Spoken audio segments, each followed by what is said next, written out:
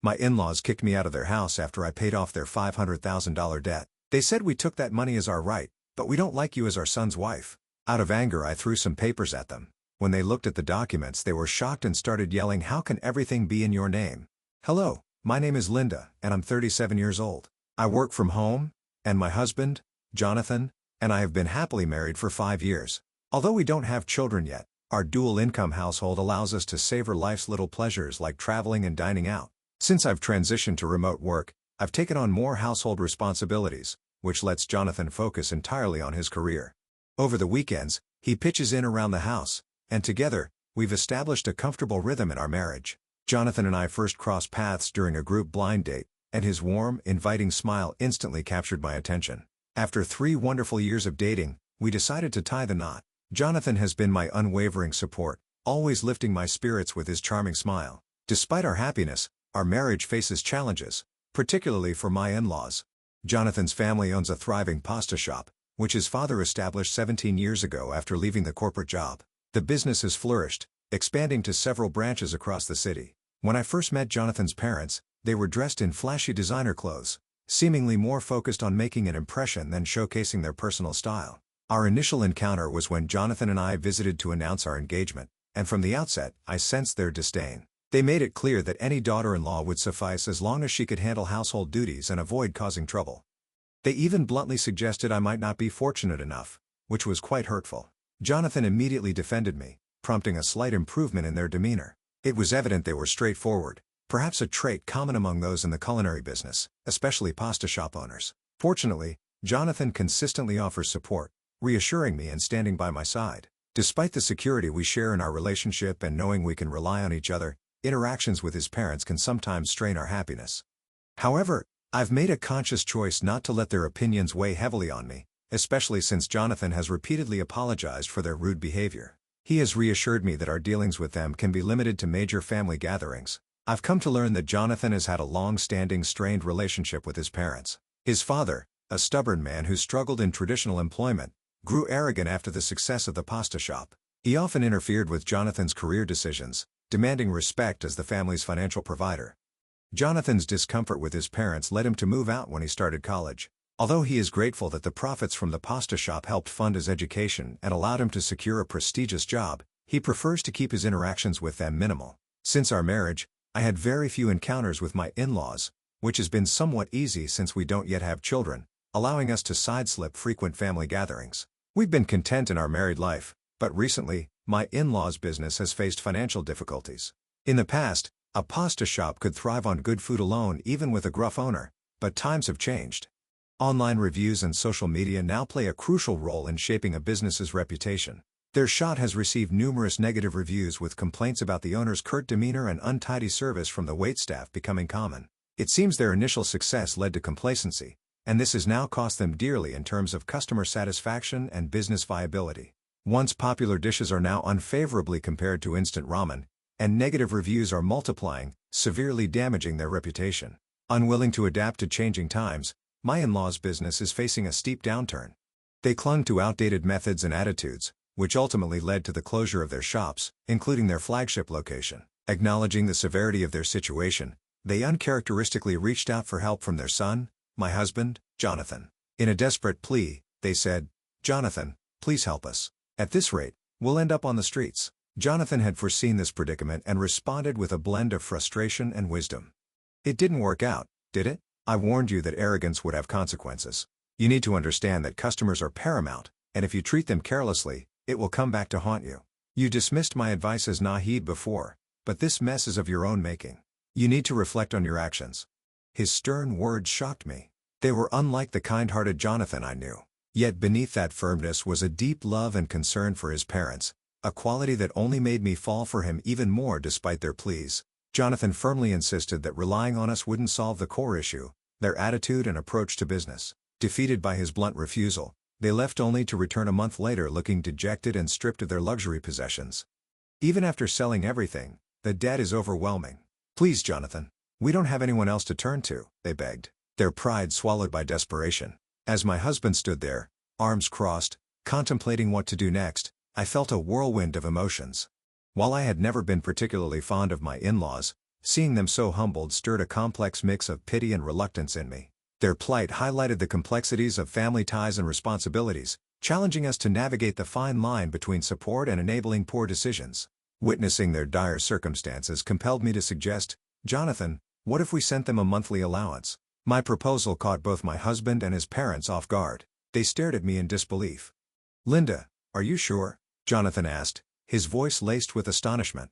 "Yes," I affirmed. "You've always wanted to repay them for supporting you through college, right?" Jonathan hesitated, but eventually nodded, recalling his past intentions. "Well, I might have mentioned something like that." His parents seized the moment, pleading once more with their heads bowed. "Jonathan, please. We're working hard to pay off our debts.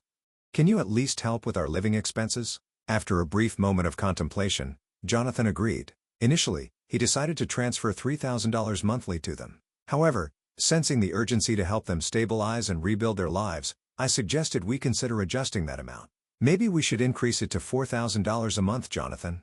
He was hesitant at first, insisting that $3,000 was sufficient, but I pushed back, explaining that my career had blossomed beyond my regular job. Over the years, I had become quite adept at investing in stocks and real estate. I had accumulated significant wealth, enough to purchase luxury apartments and generate a substantial income from these rentals. Unbeknownst to my in-laws, my annual earnings had reached approximately $580,000, granting me considerable financial flexibility. I chose to keep these details private, especially from them, as I funneled a bit more money through Jonathan to support them. This was as much for his peace of mind as it was for their financial aid. During one of their visits, Jonathan's parents expressed their heartfelt gratitude. "Thank you so much, Jonathan. Thanks to you, our lives are slowly stabilizing," they said. And witnessing their genuine appreciation and seeing them begin to turn their lives around was deeply satisfying. It underscored the impact of generosity and the importance of family support even in the most challenging times. Jonathan's parents' gratitude initially made him visibly happy, and we both hoped it would motivate them to find jobs and start repaying their debts. However, a month passed, and they still hadn't secured any employment. Soon, a more pressing issue arose. They began visiting our house frequently during the weekdays. "Our food expenses are mounting, Linda. Could you possibly spare us something to eat?" they would ask, starting to arrive around lunchtime. Initially, they would eat and leave. But lately, they had taken to lying on the sofa after meals and even requesting desserts. Feeling the strain on both our pantry and my patience, I decided to address the situation. "Is this arrangement working for you, or would you like some adjustments?" I inquired one day, my work beginning to suffer from their interruptions. "I have work too, so I'd appreciate it if you didn't stay too long." I confronted my in-laws, explaining that their extended visits were increasingly compromising my professional responsibilities.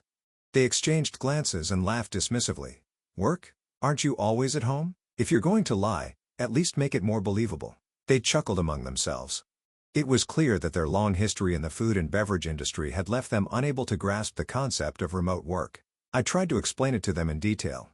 "Remote work means I operate from home using my computer to complete tasks just like I would in an office," I clarified, but they waved me off dismissively. "We don't understand all this computer stuff," they admitted, showing no interest in understanding further. Despite my efforts to outline my busy schedule, they remained indifferent. "Linda, we're out of tea. Hurry up and go buy some. Don't you have any snacks? Prepare some rice crackers or something," they demanded as if my time was entirely free.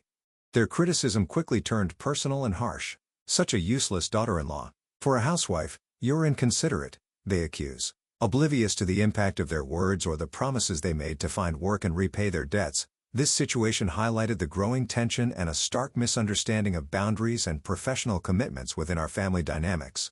Despite their assurances that they were earnestly searching for jobs, my in-laws continued to encroach on our home during the day, always ensuring they left before Jonathan returned from work.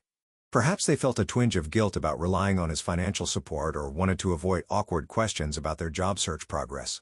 As I reached my breaking point, I finally asked, "Is this situation manageable, or do you need any changes?"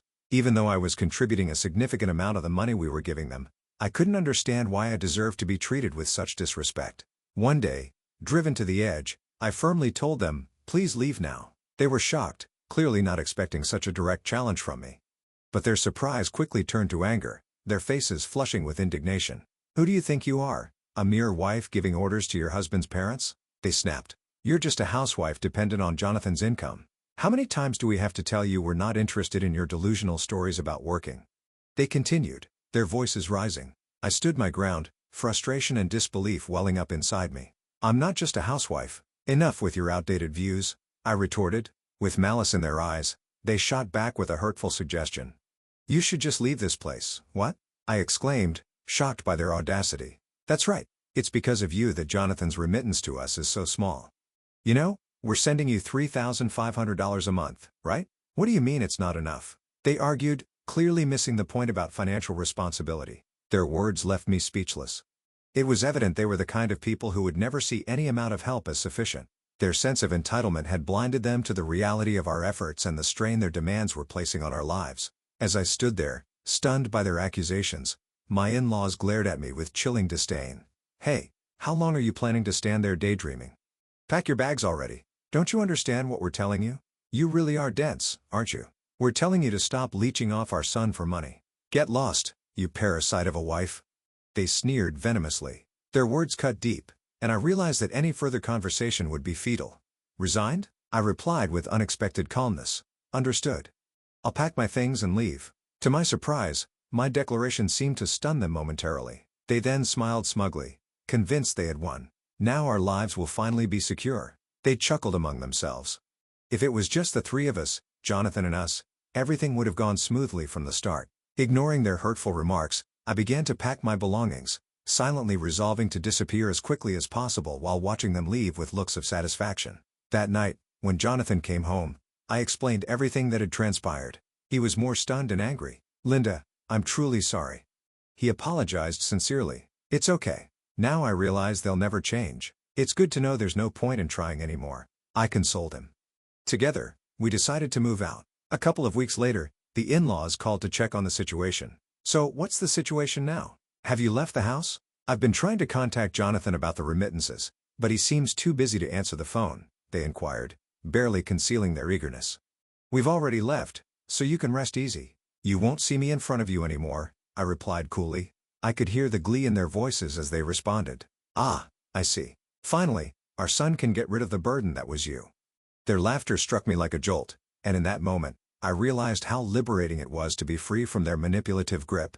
I felt a newfound confidence in the strength and resilience of our small family unit, ready to embark on a fresh start without the weight of their expectations and judgments. With the promise of increased remittances from Jonathan, my in-laws were visibly pleased, chuckling about how their lives would now be easier as they continued to ridicule and celebrate over the phone. A sigh escaped me, and I responded with sharp clarity. You had a lot to say about me, didn't you? It might be enlightening for you to realize who the real parasite is. Their tone shifted instantly to anger. With that attitude, you truly are a hopeless daughter-in-law. You're probably not even our daughter-in-law anymore. You might as well live a poor and lonely life. They snapped back. Their delusions were so profound that I saw no point in correcting them. I offered some vague replies and ended the call. Shortly after, the phone rang again. Do you need something else? I asked as soon as I picked up. My in-laws now sounded panicked, bombarding me with questions. What the hell is going on? When we went to the apartment where Jonathan lives, someone else was living there. You know something, don't you? Even if you two broke up, tell me where Jonathan is, they demanded. Jonathan, who had been listening in, took the phone from me. I've always been with Linda, he stated firmly. Why are you with that woman, and why have the remittances to us stopped? They continued to interrogate. Maybe it's because you insulted and tried to drive away my precious wife. I won't forgive anyone who hurts her, even if it's my parents, Jonathan replied, his voice steady and resolute. Besides, you've never listened when Linda tried to explain her job and her contributions. Did you even realize that Linda was sending you more money than I was? Is that true, Linda? Were you sending them $3,500 every month because you wanted them to pay off their debts quickly? Jonathan asked, turning to me. Yes, I confirmed.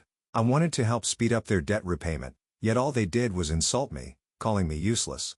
I won't be sending anything to such ungrateful parents, Jonathan declared, ending the call. With that, we both felt a chapter close, a chapter filled with unappreciated sacrifices and undue criticism. It was a painful but necessary step toward protecting our peace and prioritizing our well-being as a couple. Jonathan declared firmly, I'm cutting ties with you as a family now. Deal with your debt on your own. In a moment of desperation, my in-laws pleaded, wait, I had no idea Linda was contributing so much. Can you forgive us? If we apologize, maybe then you can send money again. It's too late.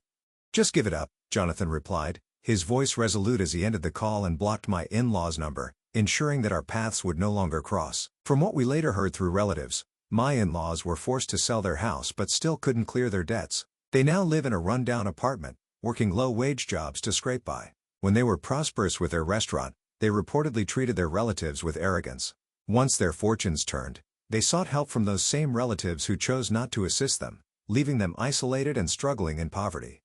Jonathan and I had extended as much support as we could manage. We couldn't cover for them endlessly. It was a consequence of their actions. I doubted they would change their ways or attitudes, and it seemed they were resigned to live with the results of their choices. On a brighter note, Jonathan and I continued to cherish our time together as a working couple. A year later, I unexpectedly became pregnant. Although it was surprising, we felt deeply grateful for this blessing. Together with my beloved husband, we looked forward to raising our precious child and embracing a new chapter in our lives filled with hope and joy.